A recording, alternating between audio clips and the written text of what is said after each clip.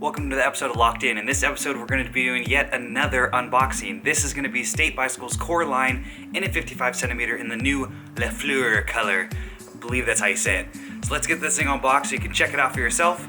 And if you have any questions regarding this bike, I'm going to be doing a first ride impressions on this and then a full review later down the line. So make sure to subscribe and comment if there's anything you want me to address if you've been interested or looking into purchasing this bike in any of the colors that State Bike provides. So let's get on to this build.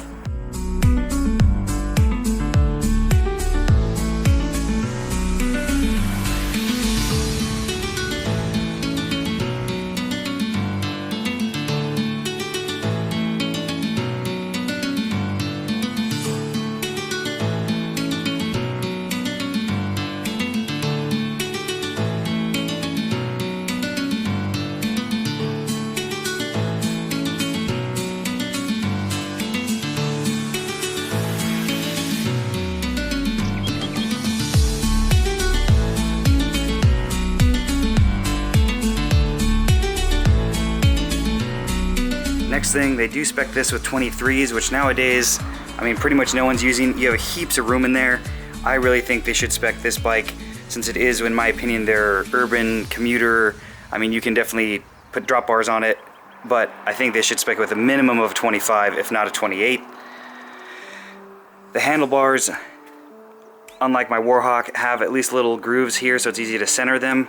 But this is a 26.0 bar. Obviously, to get the price point down, they couldn't go 31.8, but that would be a nice thing to have. Their own branded crankset seems par for the course for this style of bike and price point. You do get rack mounts for the rear.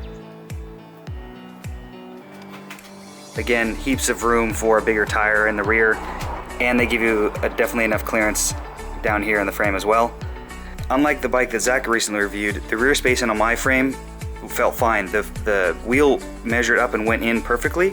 Only thing I did notice is, I'm assuming just with the paint buildup as you saw me installing it, and I'll cut to that footage right now, I did have to apply quite a bit of pressure to pop the wheel out and in. That wasn't because of the tightness of the frame. I think it's just because of the excess paint buildup.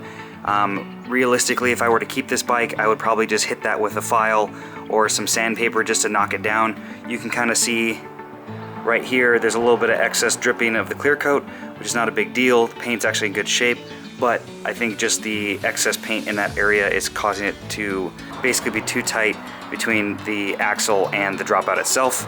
The adjustable dropouts are nice, they work easy, they have a little spring assist here. This is definitely great if you're worried about possible slipping if you're riding fixed. I definitely do prefer the box section wheels that they use now instead of the super deep heavy V's that were a big thing for a lot of companies, especially with bikes at this price point. I like that some of their bikes now come with a shallow wheel option, which definitely is going to save a lot of weight overall as far as and rotational weight. And I do wish that they did give you a second set of water ball bosses, because why not? But that's it for this video. Please make sure to comment any questions or anything you guys want me to address about this bike. Make sure to subscribe and turn notifications on. Follow me on Instagram and Facebook. All the links are in the description below. Hope you like this video, and thanks for watching another episode of Locked In.